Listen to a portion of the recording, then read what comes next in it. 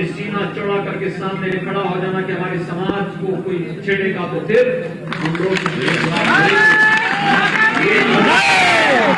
आपका देखने लायक बनता है। और इसके भाइयों बहनों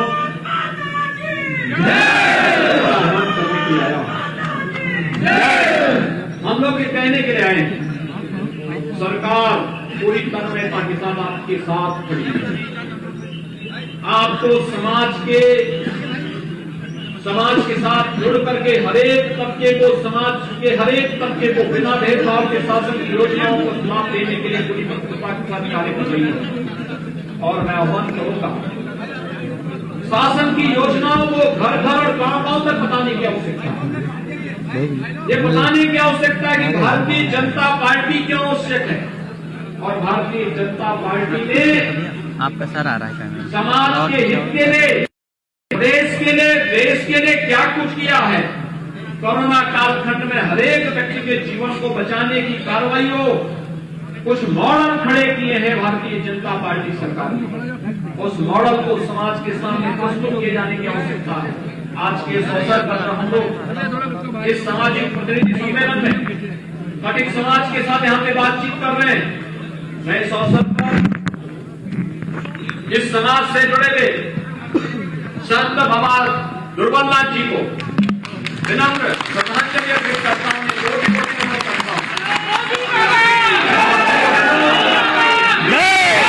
कोटि नमन करता हूँ। जब हम देश की बात करते हैं भाइयों बहनों, तब हम लोगों को इस बात को ध्यान में रखना होगा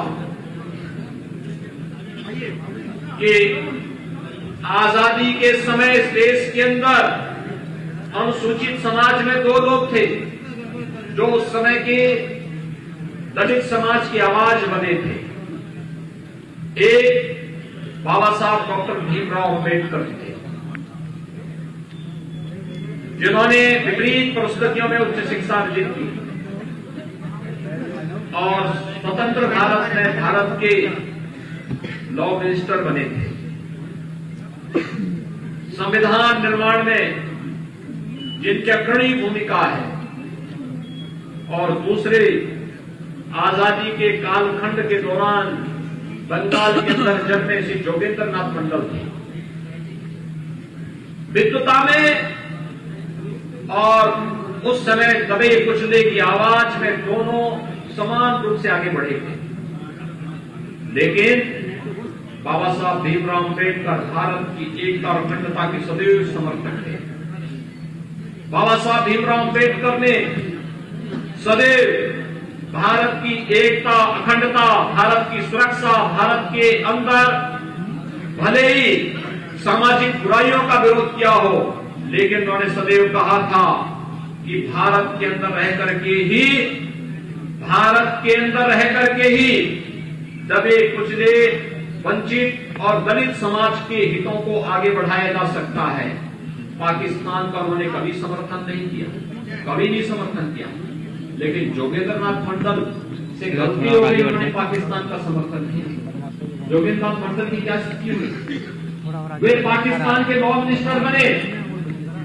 उनके सामने ही जब पाकिस्तान के अंदर हिंदुओं पर और दलितों पर सरेआम अत्याचार होने लग गया, उन्हें पाकिस्तान से भाग करके आने पड़ा। और 1950 से लेकर 1965 तक भारत के अंदर गुमनाम निर्वासित जीवन उनको व्यतीत करना पड़ा।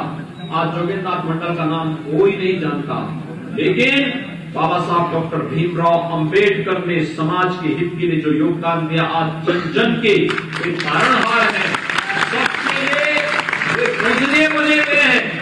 पूरा देश बाबा साहब भीमराव अम्बेडकर को सम्मान देता है, लेकिन जोगेंद्र नाथ मंडल का नाम कोई भूल से भी नहीं लेता है।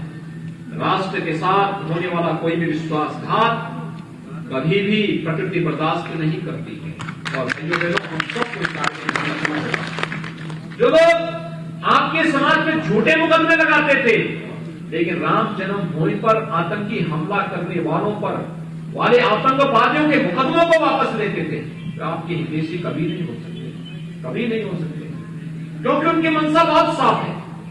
वे राम जन्मभूमि पर आतंकी हमला करने वालों की मुकदमों को वापस लेते थे, पेशेवर दंगाइयों के मुकदमों को वापस लेते थे, लेकिन दबे कुचले समाज पर झूठे मुकदमे लगाकर उनकी आवाज को दबाने का कार्य करते थे। ये पिछली सरकारों की वास्तविकता थी और उस वास्तविकता को समझने की आवश्यकता है। आज के इस अवसर पर आप सभी लोग यहां पर आए हैं। इस अवसर पर मैं एक बार फिर से आप सबका हृदय से अभिनंदन करता हूं। आप सभी लोग यहां से जाएंगे, अपने अपने जनपदों में सम्मेलन करके एक एक घर को समाज और राष्ट्र की मुख्य धारा के साथ जुड़ करके कैसे कार्य किया जाना है इसके लिए अवगत कराएंगे। इस विश्वास के साथ आप सबके प्रति मैं अपनी शुभकामनाएं देता हूं। दीपावली की मंगल कामनाएं।